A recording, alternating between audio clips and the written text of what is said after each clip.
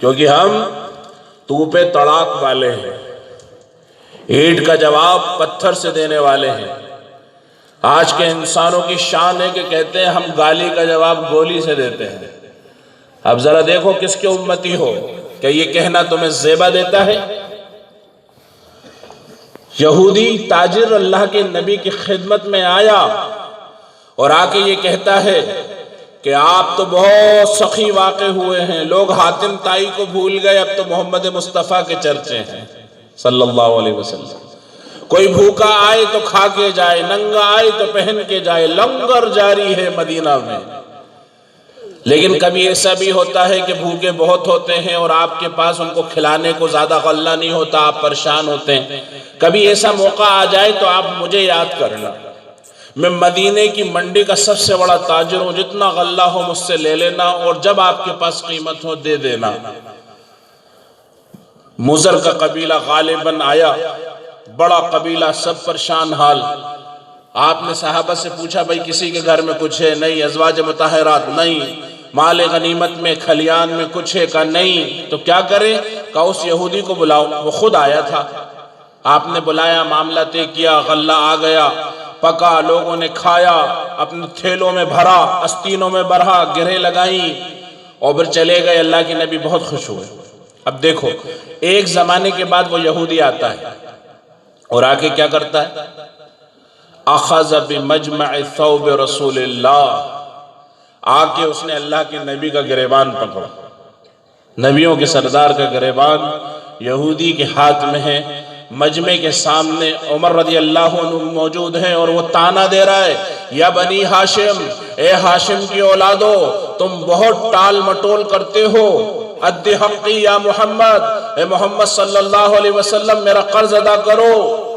اور آپ مسکرا رہے ہیں، وہ آپ کا کرتا کھینچتا ہے اور آپ مسکراتے ہیں اور اسے بڑے پیار سے مہربانی کی نگاہ سے دیکھتے ہیں کہ یہ کیسی حماقت کر رہا ہے، میرا ایک امتی ہے، اور کیسی بے وقوفی کر رہا ہے۔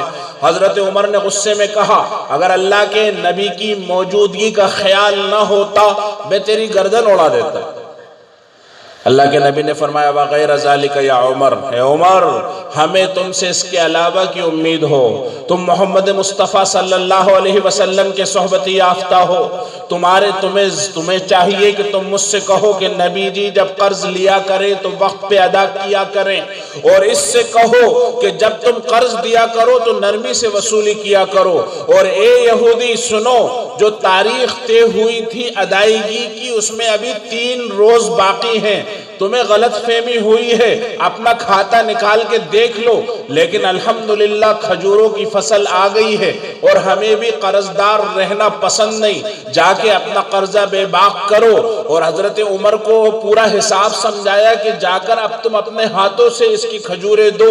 حضرت عمر بوجھل قدموں سے منہ پھولا ہوا غصے میں چلے جا رہے ہیں، وہ ساتھ ساتھ جا رہے ہیں۔ مثال کے طور پہ 25 پیپے کھجور دینا تھے تو 26واں پیپر ڈالا۔ اس نے کہا عمر بس میرے تو بس اتنے ہی ہیں، مجھے 26 پیپے کیوں دیتا ہے؟ تو کہا میرے نبی نے مجھ سے یہ کہا ہے کہ تم نے اسے ڈانٹا، اسے تکلیف ہوئی، اس کا دل ٹوٹا، اس کے بدلے میں 1 پیپا کھجور زیادہ دے دے۔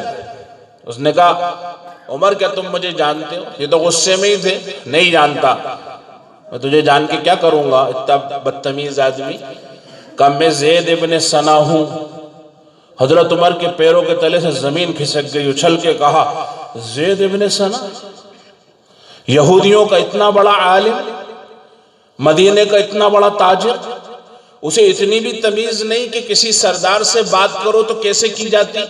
نبی نہیں مانتے لیکن سردار تو تسلیم کیا جاتا ہے، تم نے ان کے ساتھ ایسا سلوک کیا کہ جلدی مت مچاؤ، بات یہ ہے کہ میں نے توریت پڑھی ہے اور توریت میں آخری نبی کی علامتیں لکھی ہیں، ایک ایک علامت، ان کے ابا کا نام عبداللہ، اماں کا نام آمنہ، مکہ مکرمہ میں پیدا ہونا، مدینہ منورہ میں ہجرت کرنا، ساری چیزیں بڑی تفصیل سے موجود ہیں، اور وہاں ایک بات یہ لکھی ہے کہ جب ان کے ساتھ کوئی برائی کا معاملہ کرے گا یہ اچھائی سے جواب دیں گے، جب کوئی جہالت سے پیش آئے گا یہ بردباری سے پیش آئیں گے، جب کوئی غصہ اور اجڑ پن کرے گا یہ وقار سے پیش آئیں گے، اور یہ کام بہت مشکل ہوتا ہے، اور اس کو چیک کرنے کے لیے میں نے یہ سارا منصوبہ بنایا، خود اپت کر آیا، قرض دیا، اور یہ ارادہ کیا کہ وصولی کے وقت سختی کروں گا، پھر دیکھتا ہوں کہ ان کا اخلاق کیسا ہے، اور آج میں نے دیکھ لیا۔ اب تم جاؤ مدینہ کے چوراہے پر اور بازاروں میں جا کے اعلان کرو، زید ابن سنا